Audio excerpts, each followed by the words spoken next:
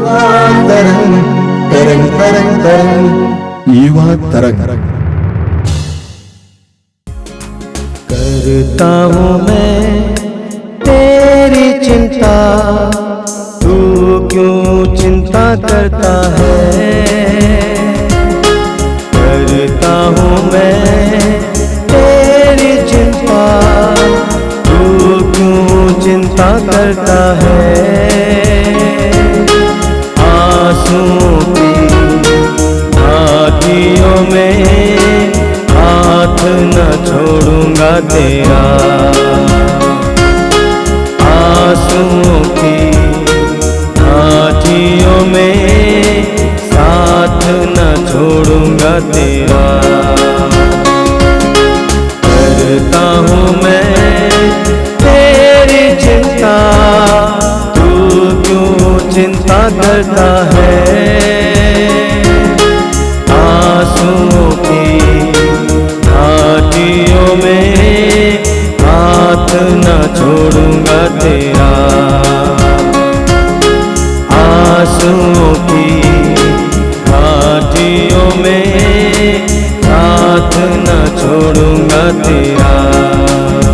मेरी महिमा तू देखेगा, खुद को मेरे हाथों में दे दे। मेरी महिमा तू देखेगा, खुद को मेरे हाथों में दे दे। मेरी शक्ति मैं तुझको देता हूँ, चलाऊंगा हर दिन मेरी कृपा में।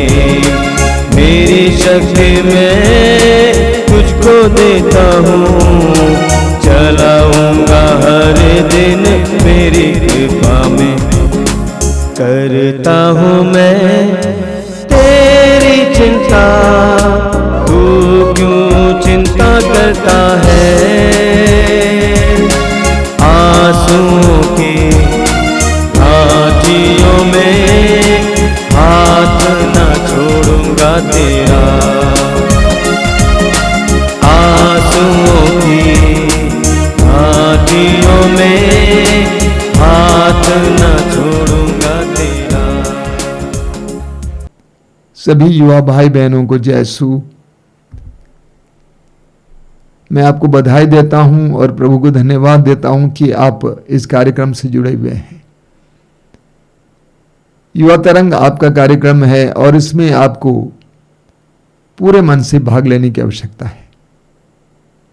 एक छोटा सा गीत होता है और एक प्रवचन होता है। मैं सोचता हूं कि ये कार्यक्रम आपके लिए दिशा देने वाला कार्यक्रम होगा। हमारा जीवन बहुत ही कठिन है और विशेष करके युवावस्था में आपको कई प्रकार की कठिनाइयों का सामना करना पड़ता है। वास्तव में युवावस्था एक संघर्षपूर्ण समय है। आपको अपने से लड़ना पड़ता है, अपनी लैंगिकता से लड़ना पड़ता है,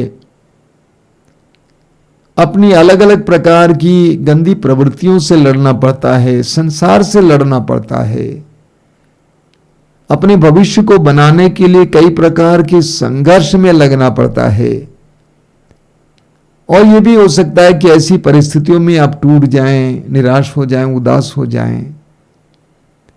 एक बात का ख्याल कीजिए, किसी भी परिस्थिति में आप हों, उस समय अगर आप प्रार्थना के द्वारा प्रभु के साथ जुड़ेंगे, प्रभु आपको धीरे से उस परिस्थिति से बाहर लाएंगे। कहा जाता है जीवन नाजुक है, प्रार्थना का सहारा लीजिए।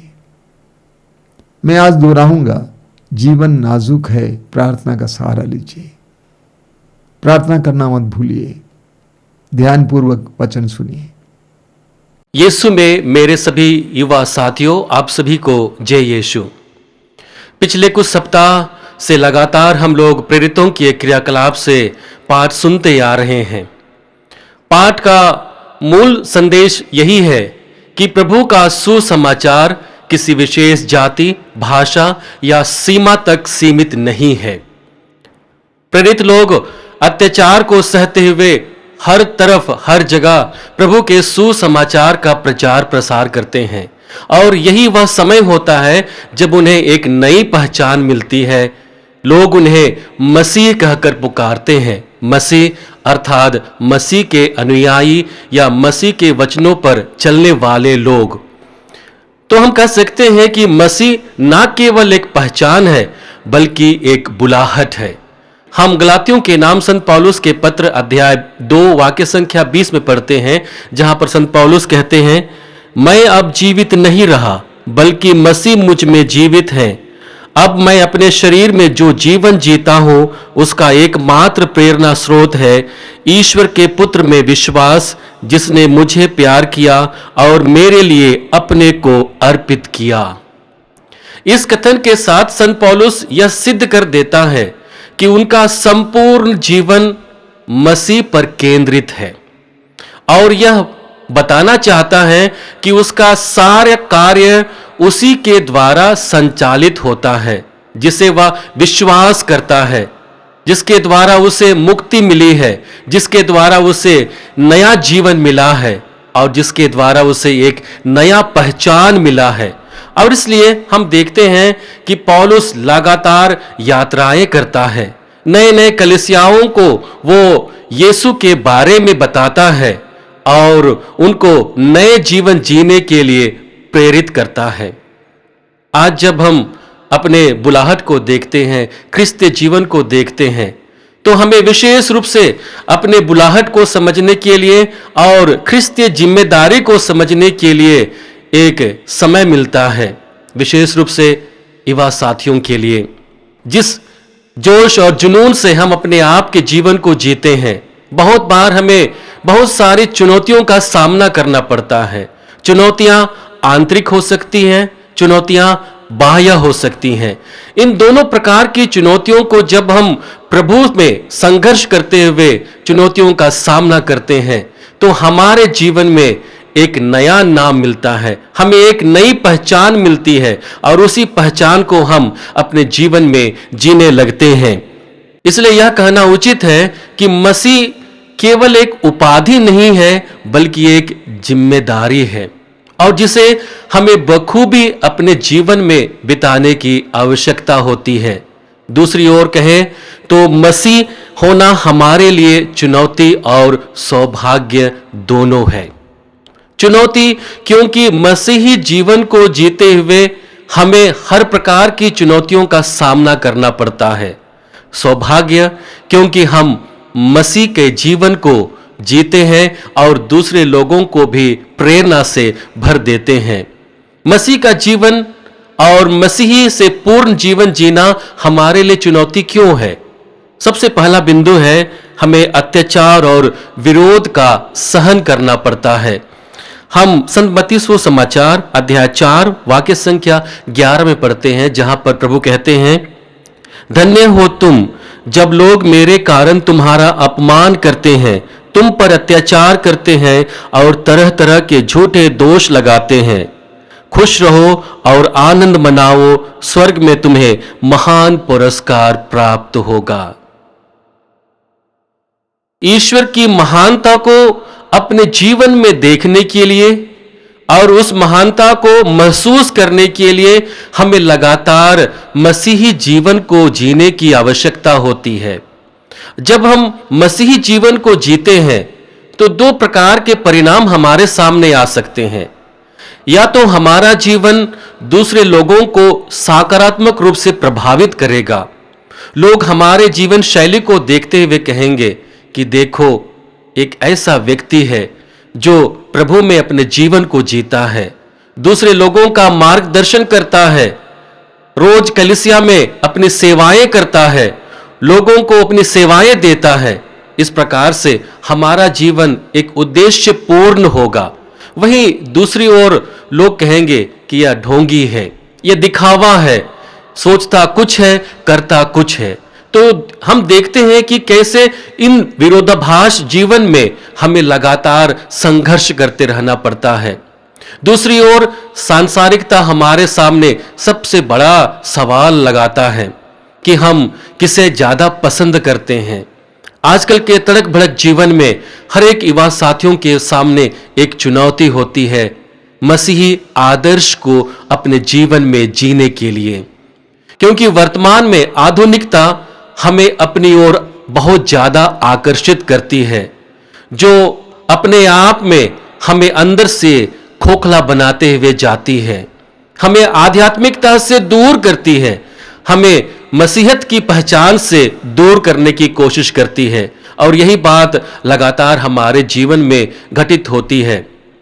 पिछले महीने मैं प्रेरणा कला मंच के साथियों के साथ Jammu Srinagar anti drug campaign के लिए गया था और वहां पर बहुत सारे युवाओं से हमने बातचीत किया और बातचीत के दौरान यह स्पष्ट हुआ कि उनके जीवन में लगातार सोशल मीडिया के द्वारा उन्हें ड्रग्स की ओर प्रेरित किया जा रहा है, एक ऐसे जीवन की ओर प्रेरित किया जा रहा है जहां युवा साथी लोग अपनी पहचान को बनाए रखने के लिए ड्रग्स और नशे पान को ग्रहण करते हैं और बाद में उसके आदी बन जाते हैं।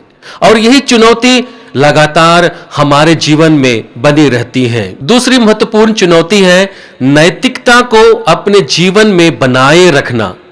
नैतिकता अर्थात सत्य को धारण करके जीवन जीना और सत्य को अपने जीवन में साक्षी देना, ये सबसे महत्वपूर्ण विषय है आज की आधुनिकता में, जहां पर हम लगभग सत्य को खोते जा रहे हैं। कुछ भी करना या पाप करना, दोष गुनाह करना हमारे लिए मायने नहीं रखता है। चलो हमसे छोटी मोटी गलती हो गई है, ईश्वर हमें माफ कर देगा, हम एक नई शुरुआत करेंगे, इतना कहना पर्याप्त नहीं है।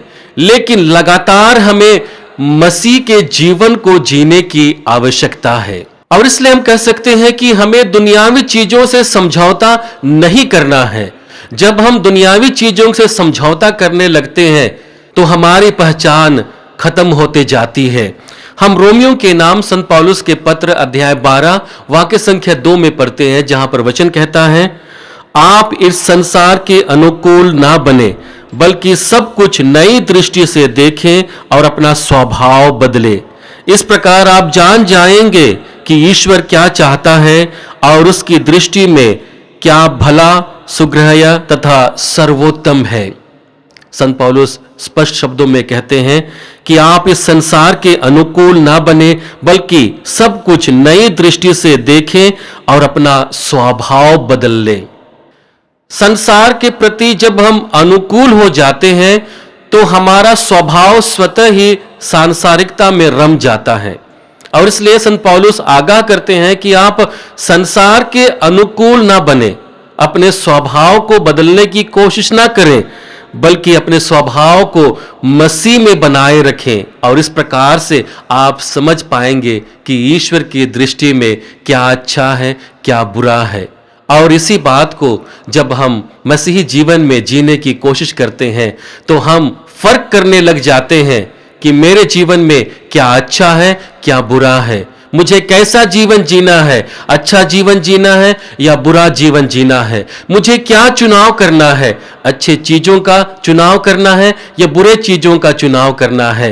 मेरी मानसिकता कैसी होनी चाहिए, एक सरल और मधुर स्वभाव की मानसिकता या दूषित मानसिकता जो सांसारिकता में रम जाती है। यीशु में मेरे सभी युवा साथियों, मसीही जीवन को जीते हुए हमें इन दो प्रकार की चुनौतियों का लगभग हर समय सामना करना पड़ता है, लेकिन इन अवसरों में भी हमें मसीही जीवन जीने का सौभाग्य प्राप्त होता है, क्योंकि हम मसीही जीवन जीते हुए ईश्वर की कृपा को अपने जीवन में अनुभव करते हैं। उसकी कृपा को हम अपने पारिवारिक जीवन में अनुभव करते हैं, उसकी कृपा को हम अपने सामाजिक जीवन में अनुभव करते हैं। तो मसीही जीवन जीना हमारे लिए सौभाग्य भी है। मसीह बनने का सबसे बड़ा पहचान है हमारे पुराने स्वभाव को त्याग कर देना और नए स्वभाव को धारण करना। संभवतः जब शिष्य लोगों के सामने सुसमाचार का प्रचार किया, तब लोगों ने अपने पुराने स्वभाव को त्याग दिया और नए स्वभाव को धारण किया, नए पहचान को धारण किया। इसलिए जब हम मसीही जीवन जीने लगते हैं तो हमें एक नई पहचान मिलती है।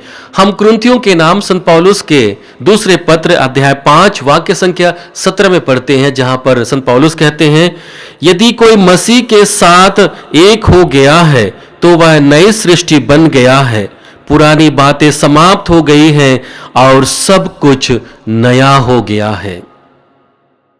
ये मसीही जीवन जीने का हमें सौभाग्य मिलता है कि हमारे पुराने जीवन को भुला दिया जाता है। हम नए स्वभाव में मसीह के साथ एक नए जीवन की ओर आगे बढ़ते हैं। हमारी सोच में, हमारी समझ में, हमारे दृष्टिकोण में, हमारी जीवन शैली में एक आमूल-चूल परिवर्तन आता है। यही हमारे लिए सबसे बड़ा सौभाग्य है कि हम अपने आप के जीवन को मसीह में केंद्रित होकर जीने लगते हैं। दूसरा महत्वपूर्ण बिंदु है कि मसीही जीवन जीने के साथ हमें अनंत जीवन की आशा प्राप्त होती है। हम संत यूहन्ना रचित सुसमाचार अध्याय 3 वाक्य संख्या 16 में पढ़ते हैं, जहां पर वचन कहता है, ईश्वर ने संसार को इतना प्यार किया कि उसने उसके लिए अपने एकलौते पुत्र को अर्पित किया, ताकि जो कोई उसमें विश्वास करे उसका सर्वनाश ना हो बल्कि उसे अनंत जीवन प्राप्त हो।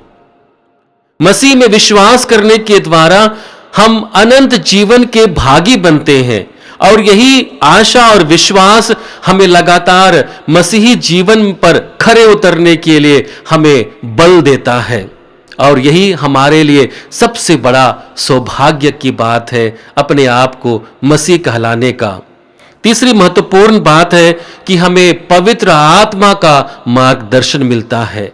पिछले कुछ दिनों में हम लोग लगातार यूहन्ना रचित सुसमाचार से सुन रहे हैं, जहां पर यीशु अपने प्रेरितों को तैयार कर रहे हैं, उन्हें अंतिम विदाई दे रहे हैं और यह बताते हैं कि उनके चले जाने के बाद उनके लिए वह पवित्र आत्मा भेजेगा, जो उनका मार्गदर्शक होगा, जो उनके जीवन को संचालित करेगा। हम यूहन्ना रचित सुसमाचार अध्याय 14 वाक्य संख्या 26 में पढ़ते हैं, जहां पर प्रभु कहता है, वह सहायक, वह पवित्र आत्मा जिसे पिता मेरे नाम पर भेजेगा, तुम्हें सब कुछ समझा देगा, मैंने तुम्हें जो कुछ बताया वह उसका स्मरण दिलाएगा। यह हमारे क्रिस्तीय जीवन का सबसे बड़ा सौभाग्य है कि यीशु मसीह हमारे लिए पवित्र आत्मा को भेजते हैं। पवित्र आत्मा जो हमारे जीवन को संचालित करता है, मसीह जीवन को एक नया स्वरूप देता है और हमारे जीवन को प्रभु में अग्रसित करता है। हमारी एक नई पहचान बनती है और वही बात को यहाँ पर यीशु कहता है कि तुम्हें स्मरण दिलाएगा कि तुम्हारा मसीही जीवन कैसा होना चाहिए, तुम्हारा मसीही जीवन के प्रति क्या जिम्मेदारी होना है, कैसे उसे जीना है, कैसे उस जिम्मेदारी को निभाना है, यह हमें स्पष्ट रूप से समझाएगा। और यही है हमारे मसीही जीवन का सौभाग्य, जहां पर हमारा एक मार्गदर्शक मिलता है पवित्र आत्मा के रूप में। और इसलिए यीशु में मेरे प्रिय युवा साथियों, मसीही कहलाना हमारा सौभाग्य है और इसी सौभाग्यपूर्ण जीवन को लगातार अपने जीवन में जीने की उम्मीद जताए रखना हमारे लिए परम कर्तव्य है। हमें लगातार अपने जीवन में संघर्ष करते रहना है, लेकिन इन संघर्षों के बावजूद हमारे लिए प्रभु एक सहायक को देता है, पवित्र आत्मा को, जो लगातार हमारे जीवन को प्रभु में संचालित करता है। हमें चाहिए कि हम लगातार अपने जीवन के द्वारा मसीही जीवन को दूसरों के सामने प्रकट कर सकें। आइए हम प्रभु से प्रार्थना करें कि हम जब इस जीवन को जी रहे हैं, युवावस्था में हैं, हम प्रभु की बुलाहट को भली भांति समझें, पहचानें और उसके लिए अपने आप को समर्पित करें। आमीन। आइए हम प्रार्थना करें। धन्यवाद प्रभु यीशु सुंदर समय के लिए। तूने अपने पवित्र और अच्छे जीवन के द्वारा हमें आदर्श दिया कि हमें कैसे जीना है। सुसमाचारों में हम पढ़ते हैं कि तू काफी समय प्रार्थना में बिताता था। तू बड़े सवेरे उठकर प्रार्थना करता था, दिन के समय प्रार्थना करता था, रात को जाग कर प्रार्थना करता था। 40 दिन और 40 रात उपवास और प्रार्थना में बिताया। अपने जीवन की कठिनाइयों में प्रार्थना करता था। चमत्कार दिखाने से पहले प्रार्थना करता था।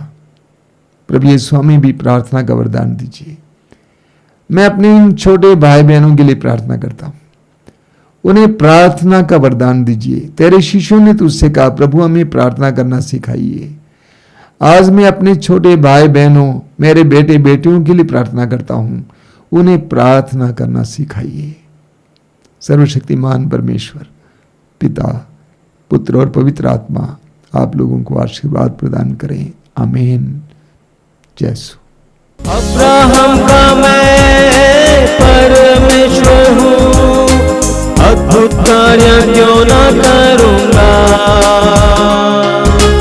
अब्राहम का मैं परमेश्वर हूँ, अद्भुत कार्य क्यों न करूँगा। लाल सागर में रास्ता दिया है, आज भी मैं करने के योग्य हूँ। लाल सागर में रास्ता दिया है, आज भी मैं करने के योग्य हूँ। करता हूँ मैं तेरी चिंता, तू क्यों चिंता करता है। आंसुओं की घाटियों में हाथ न छोड़ूंगा तेरा। आंसुओं की घाटियों में हाथ न छोड़ूंगा तेरा। करता हूँ मैं तेरी चिंता, तू क्यों चिंता करता है। आंसुओं की घाटियों में हाथ न छोड़ूंगा तेरा। आंसुओं की घाटियों में हाथ न छोड़ूंगा तेरा।